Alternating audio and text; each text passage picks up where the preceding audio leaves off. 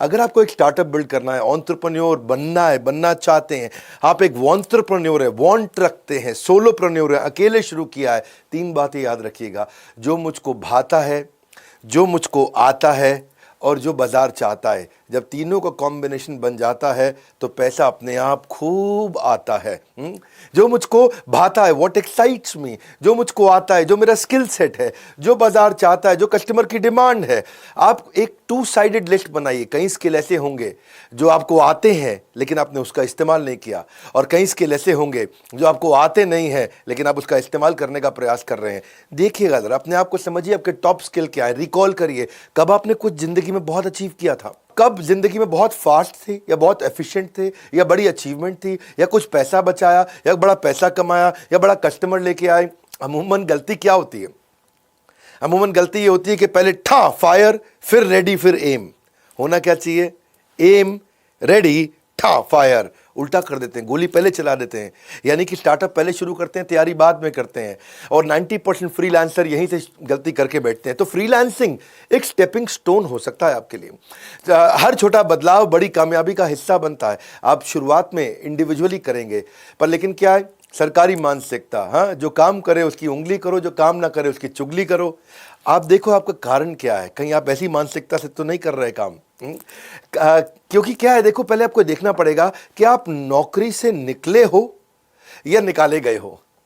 निकले हो मतलब बाय चॉइस, निकाले गए हो मतलब बाय फोर्स। समय कम होता है आपके पास में। जब आप बिजनेस बड़ा करते हैं तो आपको देखना है, बाय चॉइस जब आप बिल्ड करते हो, बिजनेस बढ़ाने के लिए आपको देखना, शुरुआत के अंदर या तो प्राइस घटाओ, कस्टमर बढ़ाओ, या अपना प्राइस बढ़ाओ, कस्टमर घटाओ। जब आपकी स्पेशलाइजेशन हो जाती है, स्पेशलाइजेशन हाइटन्स रेप्यूटेशन। जब आप स्पेशलाइज्ड हो जाते हैं तो आप प्राइस बढ़ाते हैं, कम कस्टमर में भी ज़्यादा कमा पाते हैं। इसके लिए लर्निंग पे फोकस करना। More you know, more valuable you become. ये केवल प्रधानमंत्री मोदी नहीं बोल रहे हैं, ये हवा में आ चुकी है इस समय कि स्टार्टअप शुरू करने हैं। आपको पता है 170 मिलियन एंटरप्रेन्योर है हमारे देश के अंदर, यानी कि 17 करोड़ वो लोग जो बिजनेस शुरू करने वाले हैं, 6.5 करोड़ वो जो रजिस्टर्ड एमएसएमई, 6.5 करोड़ और हैं जो अनरजिस्टर्ड एमएसएमई। ये हमारे छोटे व्यापारी मिलकर देश का 1/3 जीडीपी कंट्रीब्यूशन कर रहे हैं, हमारे 1/3 मैन्युफैक्चरिंग आउटपुट दे रहे हैं। आज लगभग 12 करोड़ लोगों को नौकरी दे रहा है एक स्टार्टअप या एक एसएमई, एमएसएमई। 48% यानी लगभग आधा एक्सपोर्ट को कंट्रीब्यूशन तो यही लोग देते हैं। जमाना बदल चुका है, अब टेक्नोलॉजी का ज़माना आ गया है, आपको टेक्नोलॉजी को अडाप्ट करना होगा। 95% डेटा इस समय सस्ता हो चुका है।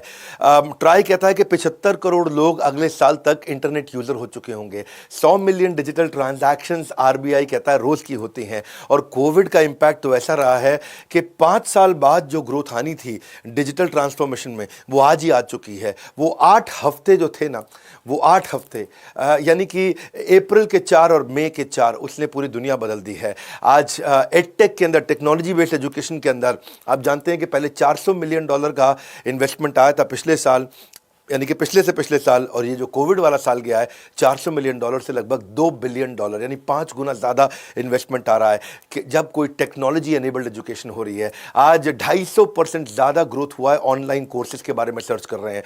पर हमने इस गैप को समझा और देखा कि कॉर्पोरेट्स के लिए तो बड़ी बड़ी कंसल्टिंग कंपनीज हैं, हाँ, अर्नस्ट एंड यंग है, डेलॉइट है, मर्सर है, प्राइस वाटरहाउस कूपर है, केपीएमजी है। नीचे के जो बिल्कुल गरीब जनता है उनके लिए स्किल बिल्डिंग है। पर बचा हुआ पूरा देश, उनके लिए वर्नाक्युलर भाषा में इस अनटैप्ड मार्केट पे कोई काम नहीं कर रहा था। और उनके पास क्या है, वो बेचारे लगे हुए अपने काम में ना, बहुत काम में लगे हुए दिन रात। उनके पास टाइम कम रहता है, उनको उनकी भाषा में कोई सिखाने वाला नहीं है, उनके लिए कोई अच्छे मेंटर्स अवेलेबल नहीं है, कोई कॉलेज की बड़ी एजुकेशन नहीं है, और अगर है भी है तो बहुत महंगी है, और बहुत महंगी होने के बावजूद टीचर्स अच्छे नहीं है, या फिर मिनिमम एजुकेशन की क्वालिफिकेशन चाहिए। इन सारी बर्निंग प्रॉब्लम्स को सॉल्व करने के लिए किसकी? एंटरप्रेन्योर जो शुरू करना चाहता है, सोलोप्रेन्योर जिसने अकेले शुरू किया, या एंटरप्रेन्योर। हम इंडस्ट्री एक्सपर्ट की मदद से, बिलियनियर प्रोफेसर्स की मदद से, मोबाइल फर्स्ट अप्रोच से, अफोर्डेबल और वर्नाक्युलर भाषा के अंदर हमने बड़ा अच्छे कोर्सेज को लॉन्च किया, और इसको हमने कंट्रीब्यूट करने के लिए डिजिटल फ्रेंचाइजीज बनाए। आईबीसी, इंडिपेंडेंट बिजनेस कंसल्टेंट, इसने हमको बहुत ग्रोथ दिया।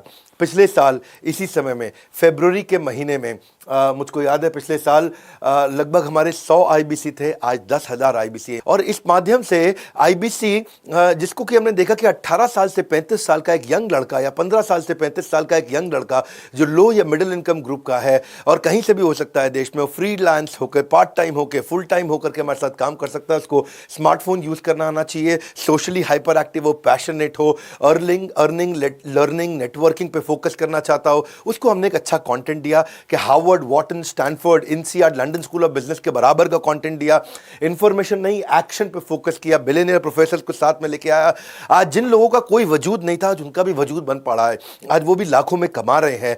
लर्निंग, अर्निंग और नेटवर्किंग, यही हमारा फोकस है। आर्मी में जा करके जैसे आप 1 साल की ट्रेनिंग लेते हैं या आप कोई किसी प्रकार की गुरुकुल में 1 साल की ट्रेनिंग लेते हैं, ऐसे ही एंटरप्रेन्योरशिप की 1 साल की हम ट्रेनिंग देते हैं, जिसमें अर्न भी कर सकता है, लर्न भी कर सकता है और ग्रो करता है बहुत तेजी के साथ।